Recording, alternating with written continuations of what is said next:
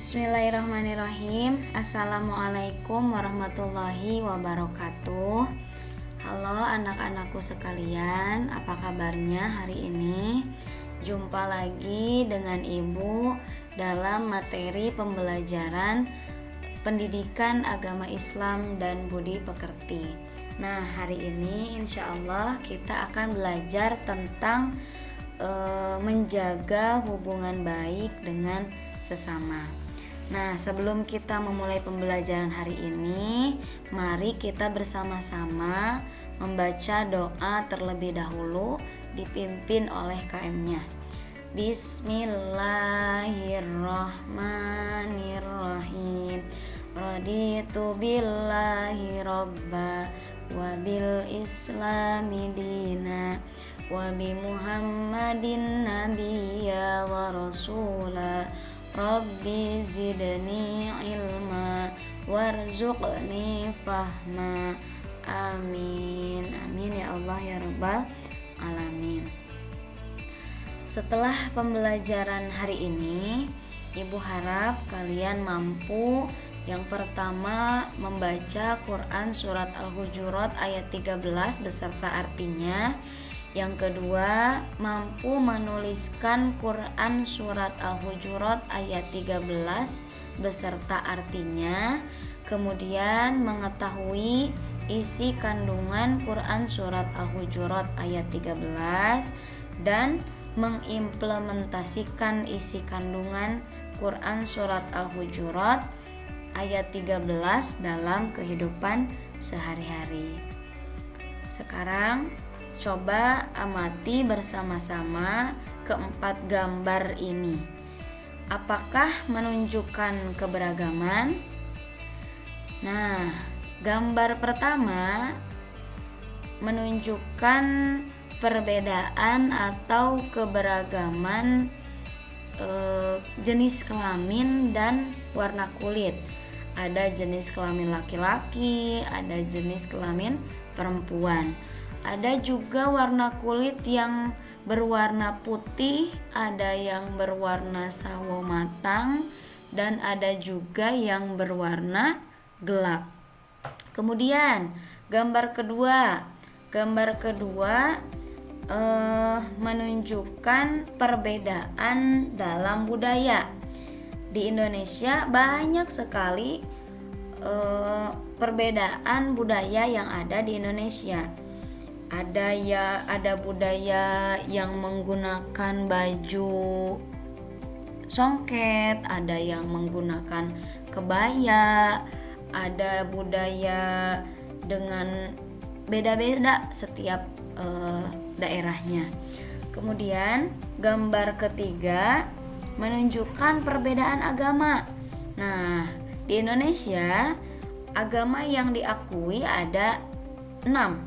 Yang pertama ada agama Islam, agama Kristen, agama Katolik, agama Protestan, agama Hindu, agama Buddha, dan Konghucu. Selanjutnya gambar keempat. Gambar keempat menunjukkan keragaman dalam bidang ekonomi. Di Indonesia terutama banyak sekali keragaman ekonomi atau mata pencaharian sesuai dengan tempat tinggal geografis masing-masing manusia.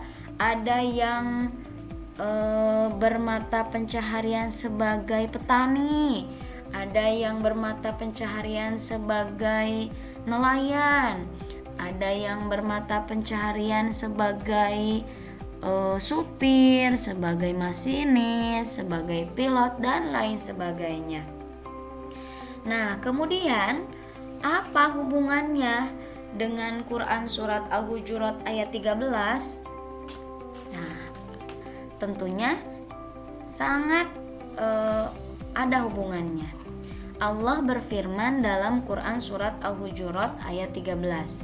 A'udzu billahi minasyaitonir rajim. Bismillahirrahmanirrahim. Ya ayyuhan nasu inna khalaqnakum Inna khalaqnakum min dzakarin wa untha waja'alnakum syu'uban wa qabaila lita'arafu. Inna akramakum 'indallahi atqakum. Innallaha alimun khabir.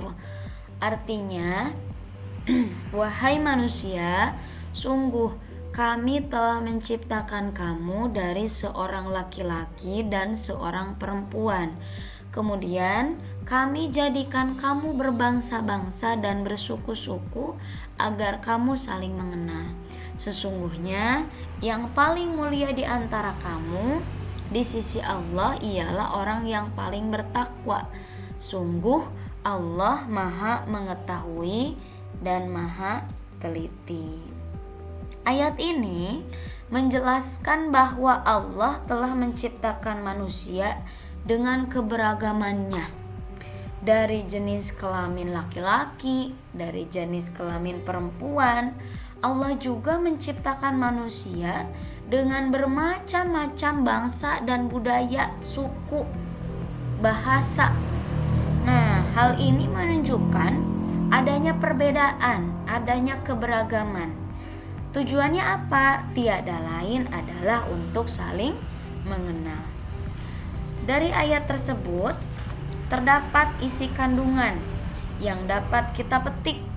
Yang pertama, Allah menciptakan manusia dalam jenis laki-laki dan perempuan dengan tugasnya masing-masing dan untuk saling melengkapi. Ya, antara perempuan dan laki-laki itu ada kekurangan dan ada juga kelebihan, tetapi Allah menciptakan keduanya, yaitu untuk saling melengkapi.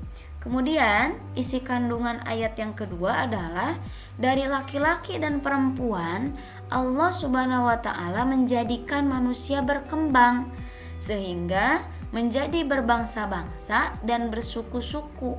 Maka keragaman itu adalah sunatullah atau ketetapan Allah.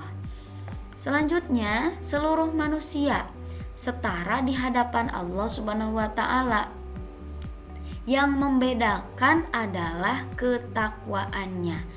Dan manusia yang paling mulia di sisi Allah adalah manusia yang paling bertakwa. Jadi tidak ada perbedaan antara manusia laki-laki, antara perempuan dan laki-laki. Yang membedakannya itu hanyalah ketakwaannya. Mau itu si miskin, mau itu si kaya, mau itu yang bersuku Jawa, mau itu yang bersuku Papua, suku Sumatera, tidak ada yang membedakannya kecuali dalam segi ketakwaannya. Kemudian yang terakhir, isi kandungan dari ayat ini yaitu mengajarkan kesetaraan, toleransi dan kerjasama serta menghapus diskriminasi. Ya, jadi paham ya. Selanjutnya, dengan meyakini ayat ini, kita dapat menumbuhkan sikap toleransi terhadap perbedaan yang ada di lingkungan sekitar kita. Nah, adanya perbedaan warna kulit, bahasa, budaya, suku bangsa, dan masih banyak lagi, diharapkan kita dapat meyakininya karena itu semua adalah merupakan sunatullah yang sudah menjadi ketetapan Allah. Untuk selanjutnya, mari kita analisis hukum bacaan tajwid yang terdapat dalam Quran surat Al-Hujurat ayat 13. Yang pertama yaitu hukum bacaan gunnah. Gunnah adalah istilah dalam ilmu tajwid yang merujuk pada suara dengung yang keluar dari rongga hidung ketika membaca huruf-huruf tertentu dalam Al-Quran. Gunnah adalah salah satu bagian penting dalam pelafalan huruf hijaiyah agar bacaan menjadi lebih indah, sesuai dengan kaidah dan mudah dipahami. Nah, gunnah terjadi pada huruf nun dan mim yang bertasydid dan ditandai dengan tanda tasydid. Contoh bacaan gunnah dalam Quran surat Al-Hujurat ayat 13 yaitu inna khalaqnakum. Nah, inna-nya itu adalah hukum bacaan gunnah. Kemudian inna akramakum. Ada lagi satu lagi innallaha alimul khabir. Itu adalah contoh bacaan gunnah. Yang kedua yaitu hukum bacaan qalqalah. Qalqalah adalah salah satu kaidah dalam ilmu tajwid yang berarti pantulan atau gema suara saat membaca huruf-huruf tertentu dalam Al-Quran. Qalqalah terjadi ketika huruf-huruf ini dibaca dengan suara yang memantul sehingga terdengar jelas dan tegas. Huruf qalqalah ada 5 yang dapat diingat dengan akronim yaitu qotbu jaddin, yaitu huruf qaf, ta, ba, jim, dan dal. Nah, contoh bacaan qalqalah yaitu khalaqnakum. Nah, qaf di sini qafnya mati, maka harus dibaca memantul yaitu khalaqnakum. Nah, itu adalah qalqalah. Maka dari segi tajwidnya dari Quran surat Al-Hujurat ayat 13, semoga kita bisa memperbaiki bacaan tajwid kita terutama dalam hukum bacaan qalqalah dan gunnah dan qalqalah. Mungkin sekian yang dapat Ibu sampaikan pada kesempatan hari ini. Pembelajaran kita pada kesempatan hari ini semoga setelah mempelajari